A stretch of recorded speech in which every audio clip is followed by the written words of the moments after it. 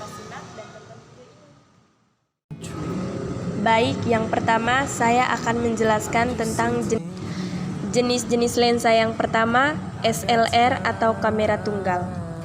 Dinamakan SLR karena menggunakan cermin pada jalur cahaya yang memantulkan cahaya dari lensa ke prisma penta atau pentaprisma, kemudian dilanjutkan ke mata.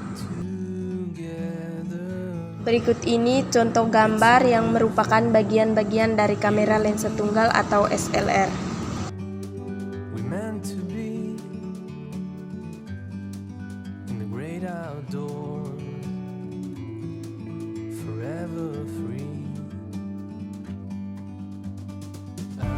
Yang kedua, kamera DSLR atau digital SLR.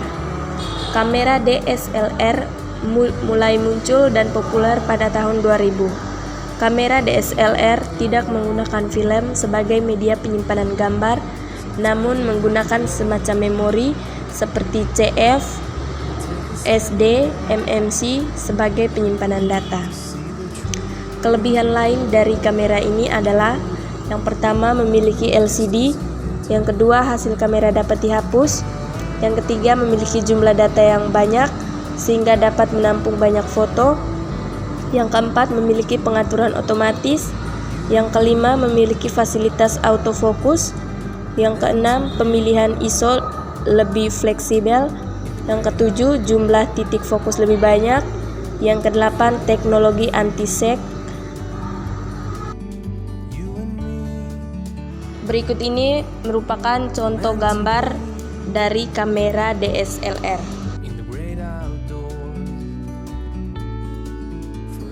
Yang ketiga, kamera mirrorless. Kamera mirrorless alias MILC atau kamera tanpa cermin dengan lensa yang bisa diganti-ganti. Kamera ini juga biasa disebut dengan kompas kamera system alias electronic viewfinder with in the changer lens. Berikut gambar perbandingan antara kamera DSLR dan mirrorless. Yang keempat, kamera rangefinder. Istilah rangefinder sendiri mengacu pada suatu alat bantu fokus yang terdapat dalam sebuah kamera.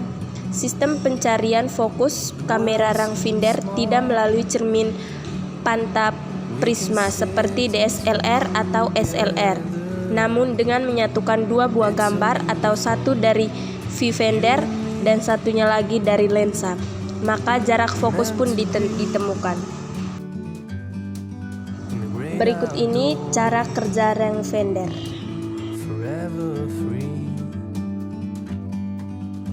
Yang kelima, TLR atau kamera lensa kembar.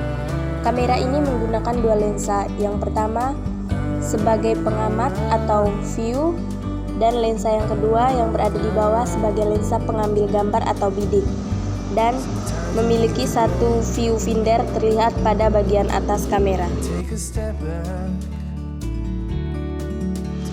Berikut ini cara kerja dari TLR atau kamera lensa kembar. Yang keenam, view kamera atau kamera penemu jarak atau perspektif. Secara teknis memiliki cara kerja seperti SLR, namun lensanya bersifat fleksibel atau akordeon sehingga dapat ditekuk sesuai keinginan. Kelebihan lain dari kamera ini dapat menghindari distorsi pada gambar sehingga sering digunakan dalam memotret gedung atau arsitektural yang tinggi. Yang ketujuh, kamera posket atau kamera Sako. Yang pertama, kamera jenis ini memiliki lensa yang tidak dapat dibongkar pasang seperti halnya kamera SLR. Yang kedua, kelebihan dari kamera Sako adalah bentuknya yang kecil dan penggunaannya yang mudah. Yang ketiga, kamera Sako tidak memiliki pengaturan diafragma dan kecepatan, semua pengaturan bersifat otomatis. Yang keempat, gambar juga tidak setajam kamera SLR karena lensa kamera saku memiliki diameter yang kecil sehingga hanya dapat merekam gambar dengan baik apabila digunakan pada siang hari. Yang kedelapan, kamera LOMO atau lomografi. Kamera LOMO dapat dikategorikan sebagai posket. Hanya saja dalam setiap kamera memiliki spesifik khusus yang berbeda satu sama lain. Kamera jenis ini banyak digemari kolektor karena hasilnya yang unik. Kamera LOMO ada banyak tipe seperti tipe wide angle, fish, EVA, dan underwater.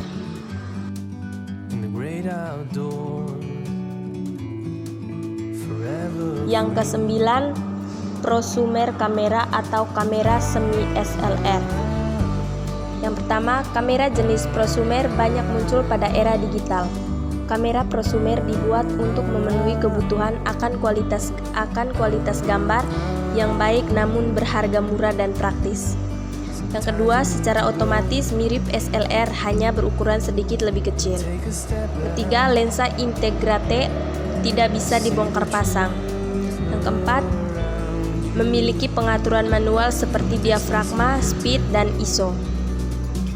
Yang kelima, meski memiliki fitur yang sama dengan kamera SLR, kamera prosumer tidak dapat menyaingi ketajaman gambar dari SLR karena sensornya filmnya kecil, yaitu kisaran antara 8 sampai 14 mm saja.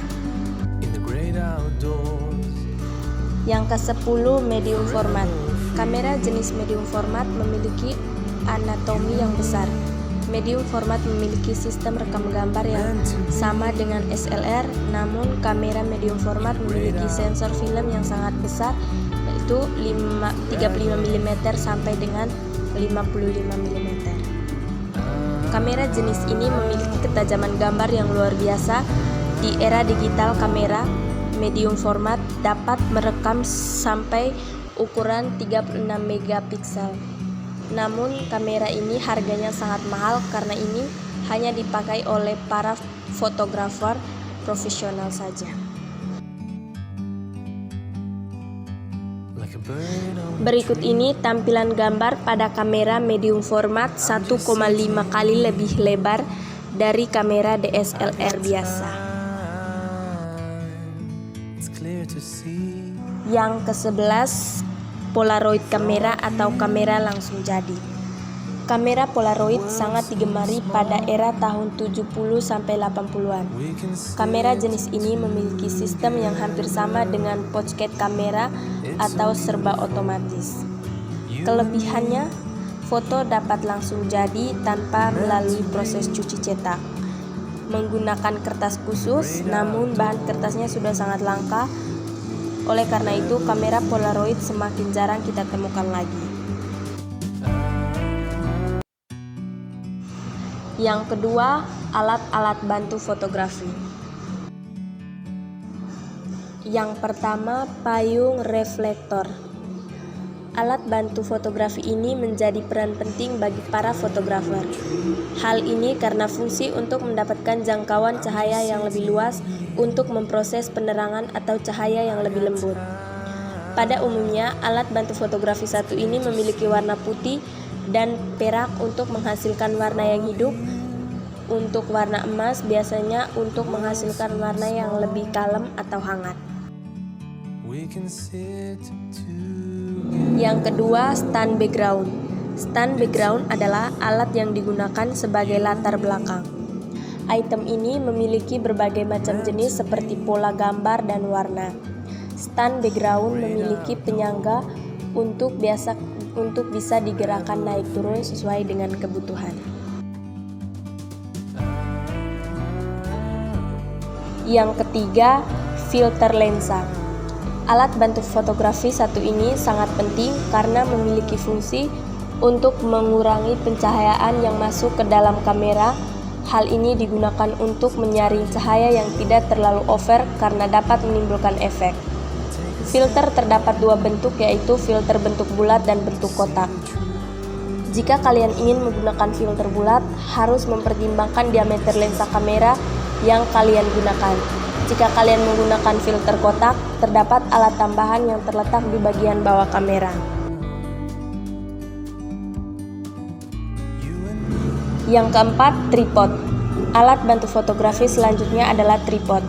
Dari segi pemotretan, fungsi tripod dan monopod sama. Keduanya berfungsi untuk menstabilkan kamera agar tidak ada goncangan atau goyangan selama pemotretan. Perbedaannya yang utama adalah tripod memiliki 3 kaki penyangga, tetapi monopod hanya memiliki 1 kaki penyangga sehingga tampak lebih praktis. Yang kelima, flash meter. Alat bantu fotografi satu ini agak familiar. Flash atau blitz biasa digunakan dalam pemotretan yang membutuhkan cahaya tambahan, seperti pada ruangan yang kurang pencahayaan pada malam hari. Sebenarnya flash dapat digunakan pada siang hari, hanya sekalipun namun hanya untuk full in cahaya. Untuk flash meter dapat digunakan pengukuran pencahayaan. Yang keenam, honeycomb. Honeycomb adalah perangkat yang bekerja dengan cara yang sama seperti filter, yaitu membuat cahaya lebih shift. Bedanya, honeycomb tidak terletak pada bagian depan lensa, melainkan dipasang ke sumber pencahayaan, contohnya seperti lampu. Bentuk dari alat bantu fotografi satu ini mirip seperti sarang lebah. Yang ketujuh, softbox. Softbox adalah jenis barang yang terbuat dari bahan yang lembut, berbentuk segitiga atau piramida. Fungsinya mirip dengan reflektor, tetapi menghasilkan cahaya yang lebih terkonsentrasi atau lembut. Cahaya yang masuk ke alat bentuk bantu fotografi satu ini berasal dari alat lainnya, yaitu stopbox.